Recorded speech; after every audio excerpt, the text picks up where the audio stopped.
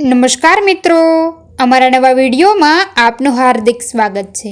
આજે આપણે વાત કરીશું રજપૂતાણી સાથે બનેલી એક સત્ય ઘટના વિશે। ચોમાસામાં જ્યારે બે કાંઠામાં ચાલી જતી હોય ત્યારે રૂપેણ નદી બહુ ભયંકર બની જાય છે।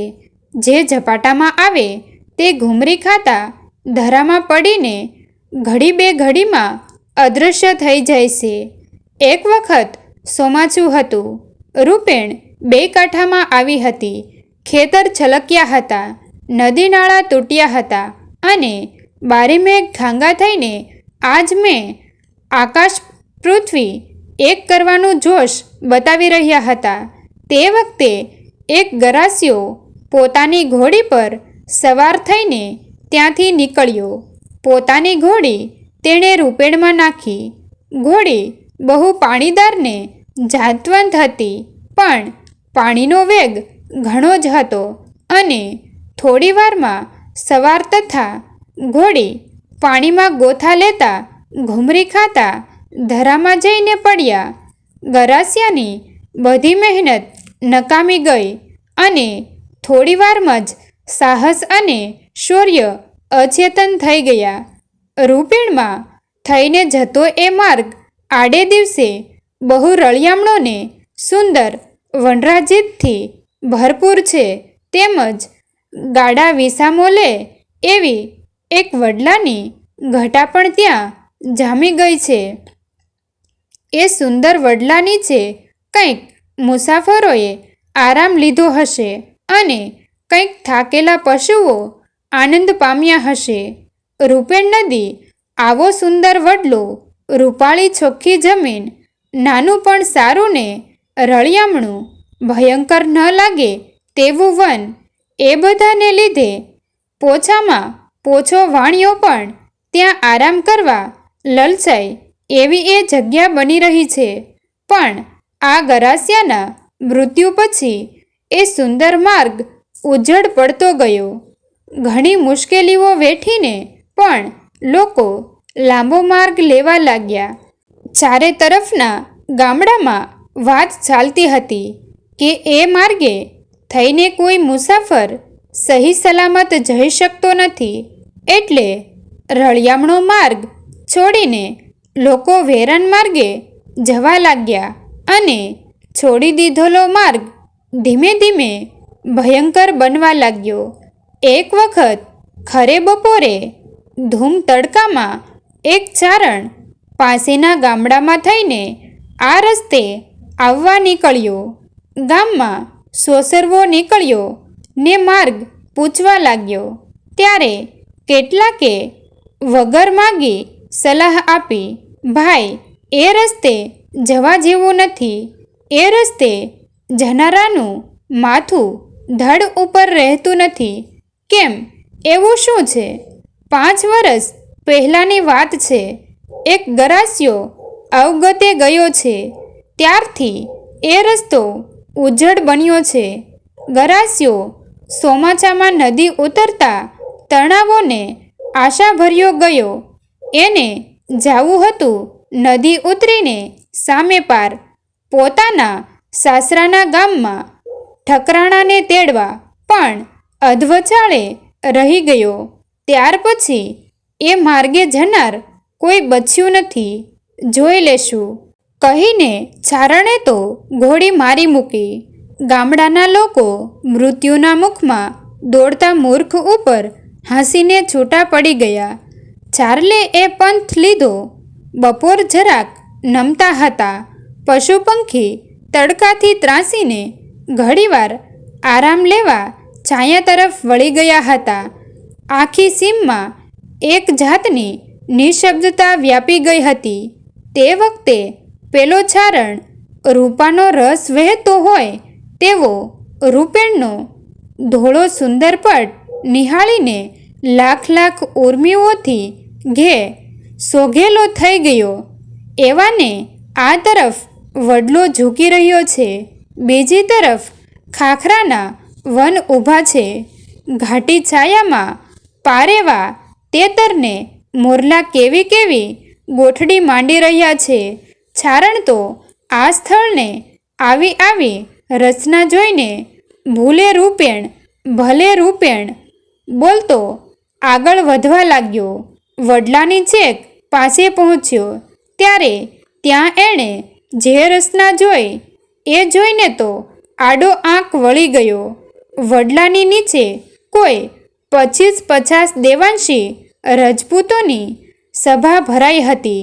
રૂડી ઝાઝમ ઉપર બરાબર 1 હાથ દળની ગાદીઓ પથરાઈ ગઈ હતી.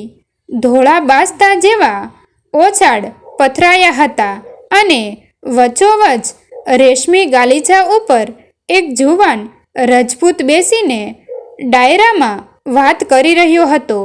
વડલાની પાસે કચ્છીને કાઠિયાવાડી જાંતવત થોડા ઊભા રહી ગયા હતા. ડાયરામાં રૂપેરી હુક્કો ભરી રહ્યો હતો. એક તરફ કસુંબો ઘૂંટાઈ રહ્યો હતો, બીજી તરફ મીઠાઈના થાળ ભર્યા હતા. 12 ગામનો ગરાસિયો ઘડીભર મુસારીમાં આરામ લેવા ઉતર્યો. પાવ તેવી સમૃદ્ધિ ભરેલો પણ ઝૂનવટને શૌર્યની રેખાએ રેખા સાચવતો આ દેખાવ જોઈને ચારણ પણ ઘોડી ઉપરથી ઉતરી પડ્યો ને ડાયરા તરફ ચાલ્યો. એને આવતો નિહાળીને જુવાન રજપૂત જરા મલક્યો. તેણે ડાયરા તરફ અર્થવાહી દ્રષ્ટિએ જોયું ને ચારણને આવકાર દેનારા 25-50 સાદ એકસાથે થઈ રહ્યા. આવો આવો બાપ આવો, ટાણાસર છો, ક્યાંથી આવો છો? ચારણ બેઠો પણ આખી સભામાં કોઈના મોં ઉપર માનુષી તેજ લાગ્યું નહીં. તે જવાબ દેતા ખંચાયો પણ વડલાની નીચે હણહણાટ કરતા જાંતવત ઘોડા જોઈને ઠંડે પેટે સામે બેઠો. ડાયરામાં ફરતો રૂપેરી હુક્કો આવ્યો. તેની 2-4 ફૂંક લીધી. ખાસી આડી હથેળી ભરીને કસુંબો પણ લીધો. સ્વપ્ન સૃષ્ટિમાં છડ્યો હોય તેમ ચારણ જાત જાતની વાતો કરવા લાગ્યો. દેવી પુત્ર છો કે? પેલા જુવાન રજપૂતે અચાનક વચ્ચે પૂછ્યું. એક સવાલનો જવાબ દેજો. ચારણ તેની સામે જોઈ રહ્યો. એવું છે કે ઈશ્વરે આટલા દી ને આટલી ઋતુ ઘડી છે, પણ એક રથની મીઠાશ બીજી રથમાં મળે નહીં. પણ બધી રથમાં સારામાં સારી ને મીઠામાં મીઠી રથ કઈ? ચારણ જાણે વાત કળી ગયો હોય તેમ ગોઠણભેર થઈ ગયો. દરબાર રતુ બધી સારી, પણ દીનાનાથે જોબનવંતા નર નારી માટે શિયાળો ઘડીને હાથ ધોઈ નાખ્યા છે. શિયાળો બાપ, કાંઈ શિયાળો થવો છે? એ નેડારૂપ રૂડા ભાતના પકવાન ખવાય, મીઠા તાપે દેહ તપી તપીને રસ થઈ જાય અને પોંખને ઓળાને જાદરિયાને મીઠા ગોરસને ગોરી નારને બાપ. શિયાળો ઈ શિયાળો કાંઈ થવો છે? શંકર પાર્વતીનો જોગ છોડાવવા દીનાનાથે શિયાળો ઘડ્યો છે. રજપૂત છમકી આંખે ચારણ તરફ જોઈ રહ્યો. પણ માણસ માત્રને જીવન દેનાર વરખા ઋતુ કાંઈ થાય? તેણે ફરી ચારણને પૂછ્યું. ચારણે માથું ધૂણાવ્યું. ના બાપુ ના, જ્યાં ત્યાં ડોળા પાણી હાલે ને કાદવ થાય ને વીજળી ચમકે, ઢોર ખેંચાય, માણસ તણાય. રજપૂત વધારે ટટ્ટાર થયો.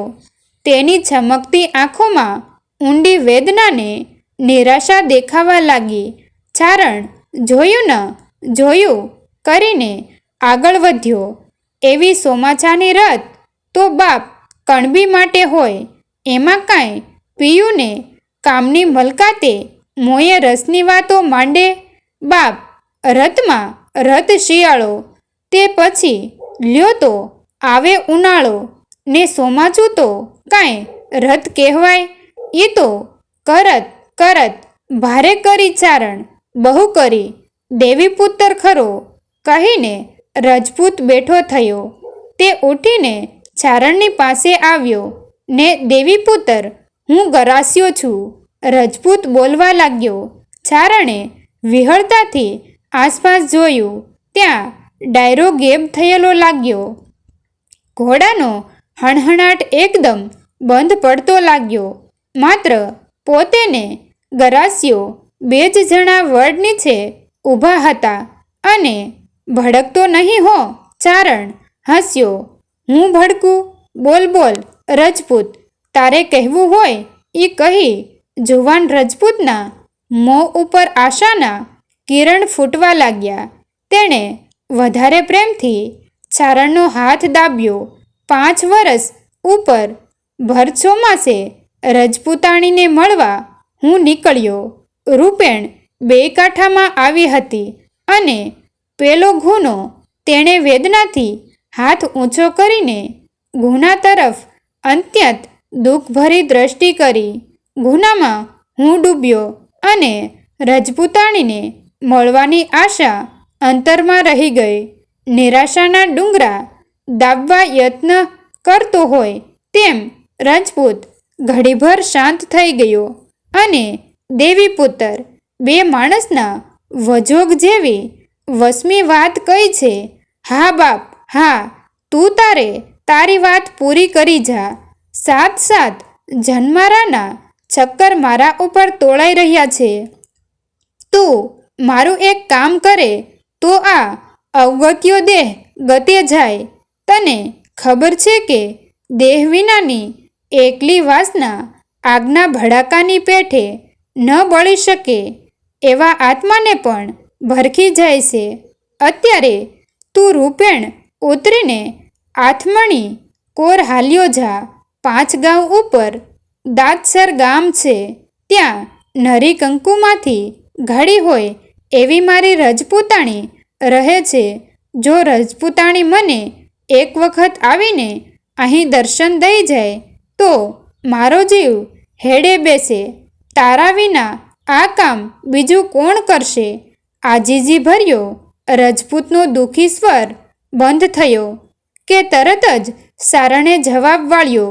રજપૂત, મારો કોલ છે કે જો સાચો દેવીપુત્ર હોઉં તો રજપૂતાણીને એક જખત અહીં લાવું. પણ તું જો અણિશુદ્ધ ગરાસ્યો હો તો વેણ દે કે આજ રાજમાવા જેવા મુસાફરીના માર્ગ ઉપર પછી કોઈ દી ઊભા ન રહેવું. સોમાચામાં મર્યો છું એટલે મને સોમાછું ખારું લાગે છે. મુસાફરોને કઈ રથ અને કોલ છે? જા, કોલ છે કે પછી આ માર્ગ છોડી દેવો? અને ચારણ, હે એમ જ હું પૂછું છું. હેબતથી કે ભેથી માણસ બીજે ત્રીજે દિવસે મરી જાય છે. મુસાફરો આ રીતે મરે છે એમાં મારો વાંક નથી. ચારણ, બહુ સારું બાપ. ત્યારે આજથી 8મે દિવસે રજપૂતાણી અહીં આવશે. ચારણે ડોકું ધૂણાવ્યું ને ઘોડાની રેનને પકડવા પાછળ નજર કરી. તેણે ફરીવાર જોયું ત્યારે માત્ર વડલાના પાન ખખડતા હતા. તીવ્ર વેદના ભોગવતો તે એકલો જ ઊભો રહીને પાન ખખડાવી રહ્યો હતો.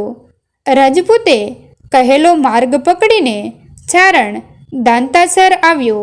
ચારણ તો જુદ્રરણે ચડેલા રજપૂતોનો આનંદ છે અને રાજદરબારે જ્યારે મોંઘો રાણીવાસ સૌના ઉપર કાંઈ ને કાંઈ આળમપાળમ ચડાવી જાય ત્યારે એકલો રાજકવિ જ એમાં નિર્દોષ મનાય છે.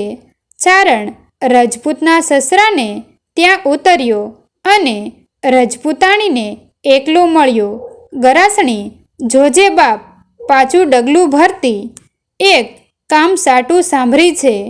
કાઠિયાણી બોલવે જરાક જાડી લાગે છે પણ ગરાસણી તો એના શરીર જેવી બોલવે મીઠી હોય છે.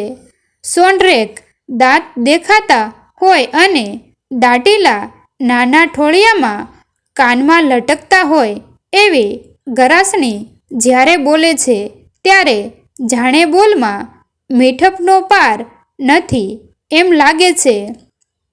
ગરાસણીએ જવાબ વાળ્યો, બોલો, મારા જેવું શું કામ પડ્યું?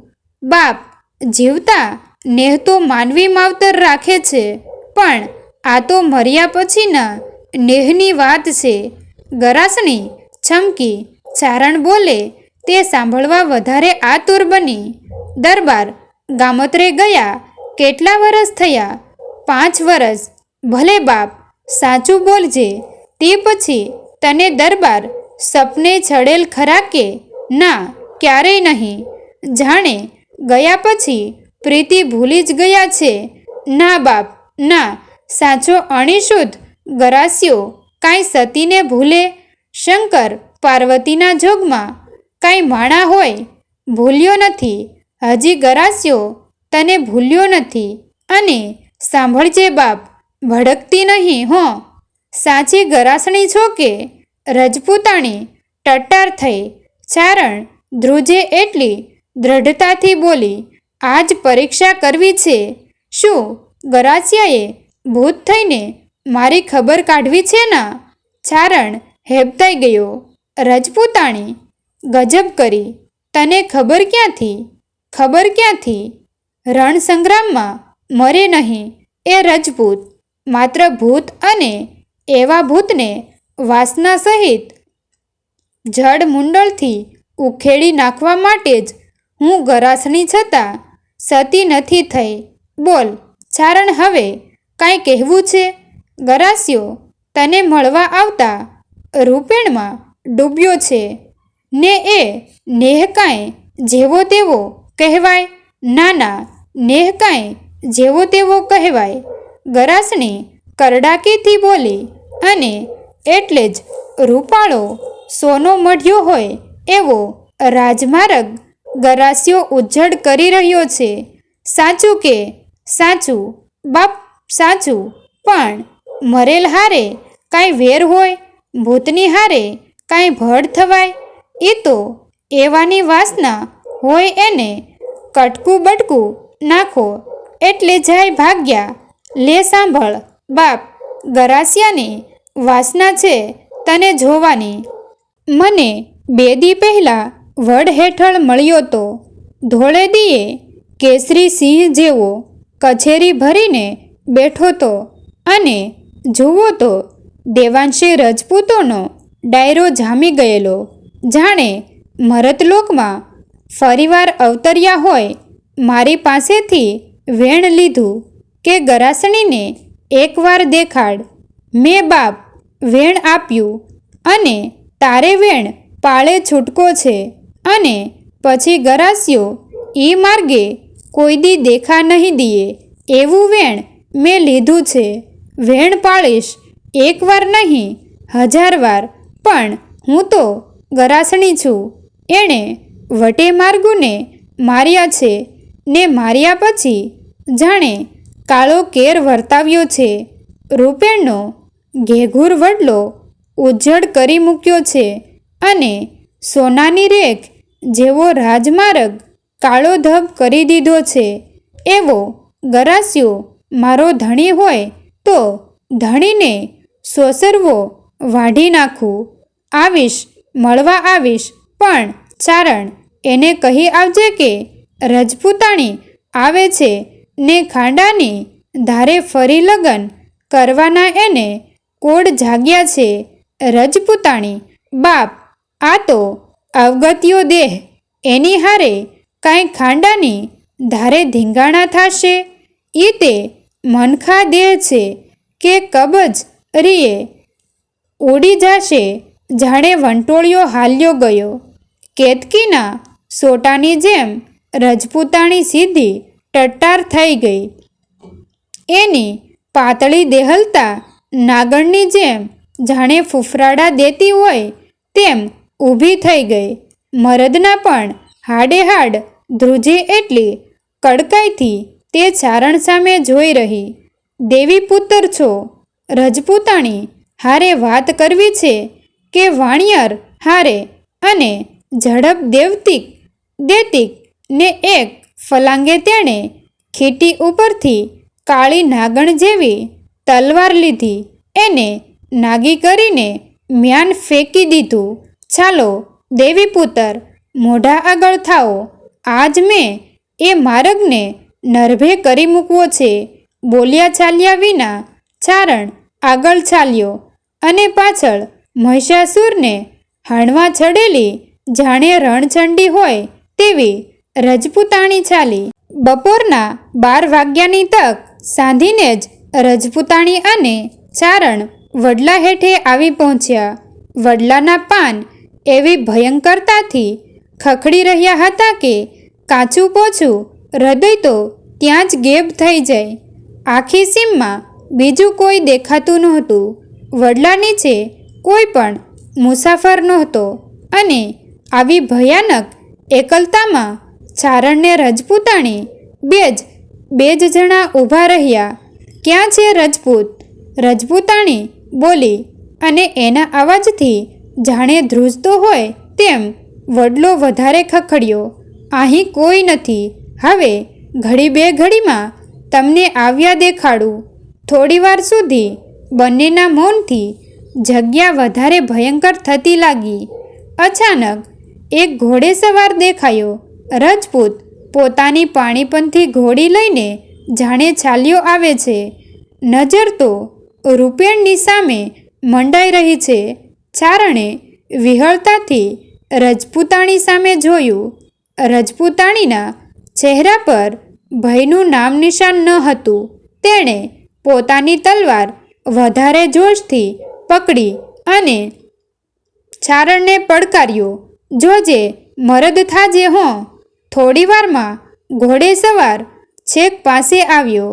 28-29 વર્ષનો ભર જુવાનીમાં આવેલો રૂપાળો રજપૂત દેખાયો. બસ એ જ આવવા દે, જોજે હો, જોગમાયા ઘા ન કરતી. રજપૂત તદ્દન નજીક આવ્યો. તેનું રૂપાળું મોં દેખાયું. તે રજપૂતાણી સામે જોઈ રહ્યો. રજપૂતાણી તેની સામે જોઈ રહી. ઓળખાણ પડે છે કે? હા હા, રજપૂતાણીએ જવાબ વાળ્યો. ઓળખાણ કેમ ન પડે? જેણે બાયડીને મળવા નિર્દોષ વટે માર્ગું માર્યા, રાજમાર્ગ અભડાવ્યો ને ભિખારીની પેઠે ચારણને ઝાસ્યો અને હ બાપ. ચારણે રજપૂતાણીને વારી. રજપૂત ખસિયાણો પડી ગયો. તેના હાથમાંથી ઘોડાની રેન સરી જતી લાગી. તેણે અત્યંત દુઃખભરી દ્રષ્ટિથી રજપૂતાણી સામે જોયું. રજપૂતાણી, મારા ગામના મારા આશ્રિત માણસોને માર્યા એનું શું? મેં નથી માર્યા. રજપૂતાણી, ખરો અણિશુદ્ધ ગરાસિયો હો તો તૈયાર થઈ જા. ગરાસિયાનો દેખાવ એકદમ ફરી ગયો. ચારણ ધ્રુજતો હોય તેમ લાગ્યું, પણ જેમ ભયંકર વીજળી ખરે તેમ ગરાસણીના હાથની તલવાર ચમકી ને જનોઈ વટ કાપી નાખવો હોય એવા જોશથી તેણે ગરાસિયા પર ઘા કર્યો. માર્યા બાપ. ભારે કરીને ચારણ વચ્ચે કૂદ્યો, પણ ગરાસિયો ત્યાં હતો નહીં અને રજપૂતાણી તલવારનો જોશભર્યો ઘા ખાલી જવાથી ગોઠણભેર નીચે નમી ગઈ હતી. તલવારના ઘાથી ઊંડેલ થોડીક ધૂળ જ માત્ર દેખાણી. ભારે થઈ બાપ. વાંધો નહીં દેવીપુત્ર, તે તારું વેણ પાળ્યું છે. હવામાં ખાલી શબ્દો જ સંભળાયા. રજપૂતાણીએ ઝડપથી પાછળ જોયું. ગરાસિયો નદી તરફ દોડ્યો. ઘોડો હાંકીને જતો દેખાયો. તે તેની પાછળ ઉઘાડી તલવારે દોડી અને એને વારતો ચારણ પાછળ પડ્યો. રૂપેણના ચોખ્ખા પાણી ચાલ્યા જતા હતા. ગરાસિયો ઘોડા સહિત તેને કાંઠે પહોંચ્યો. રજપૂતાણી પાછળ ચાલી. ગરાસિયો હોતો ઊભો રે. રજપૂતાણીએ હાકલ મારી. એ સાંભળી ગરાસિયો સ્થિર થઈ ગયો. રજપૂતાણી છેક તેની પાસે પહોંચી. ફરી ત્યાં કોઈ મળે નહીં, પણ પાણીમાં રજપૂતાણીનું વસ્ત્ર ખેંચાતું લાગ્યું. રજપૂતાણીનો ઘાઘરો પલળ્યો અને તેમાંથી પાણીની ધાર ચાલી રહી હતી. રજપૂતાણીએ નીચું જોયું. ત્યાં જાણે પાણીમાં અત્યંત વેદનાભર્યું રજપૂતનું મોં બે તરસ્યા હાથોનો ખોબો વાળીને આ પડતું પાણી ભારે વિહળતાથી પી રહ્યું છે. ઘટુક ઘટુક ઘટુક ઘૂંટડા લે છે. રજપૂતાણી જોઈ રહી. રજપૂતે તેની સામે જોયું, પણ આહ, કેટલી વેદના, કેવું દુઃખ, કેવી નિરાશા, કેટલી તૃષ્ણા છે કે ન પૂછો વાત. રજપૂતાણીથી અત્યંત માયાભર્યા અવાજે બોલાઈ જવાયું, રજપૂત, આ શું? બસ, હવે તૃપ્તિ, અતિ તૃપ્તિ થઈ ગઈ. હવે તલવાર ચલાવી લે. રજપૂતાણી, એ બીજા મૃત્યુની કંઈ વળી ઓર મજા આવશે. રજપૂતાણીના હાથમાંથી તલવાર ઢીલી પડી ગઈ. તેણે નીચે નમીને રજપૂતનો હાથ પકડી લીધો. રજપૂતે તે એક વખત છોડાવ્યો. રજપૂતાણીએ એને ફરી ફરી પકડ્યો. તું ક્યાં ડૂબ્યો છે? હવે તું ક્યાં જાય છે? રજપૂતે રૂપેણના લાંબે નજર કરી. એક ઠેકાણે પાણી ઊંડું હતું, ત્યાં તેની દ્રષ્ટિ સ્થિર થઈ ગઈ. હવે તને નહીં જવા દઉં. રજપૂતાણીએ તલવારને નદીના પાણીમાં દૂર ફેંકી દીધી ને રજપૂતનો બીજો હાથ પણ પકડ્યો. પણ રજપૂતાણીના હાથમાં માત્ર પાણીના પરપોટા રહ્યા. રજપૂતનું મોં નદીના તરંગ પર થોડે દૂર દેખાયું. રજપૂતાણી આગળ વધી. હાથની નિશાનીની રજપૂતાણીને આગળ વધવા ઉત્તેજનો રજપૂત વળી વધારે દૂર દેખાયો. રજપૂતાણી આગળ વધી, પણ રજપૂત હજી દૂર દેખાયો.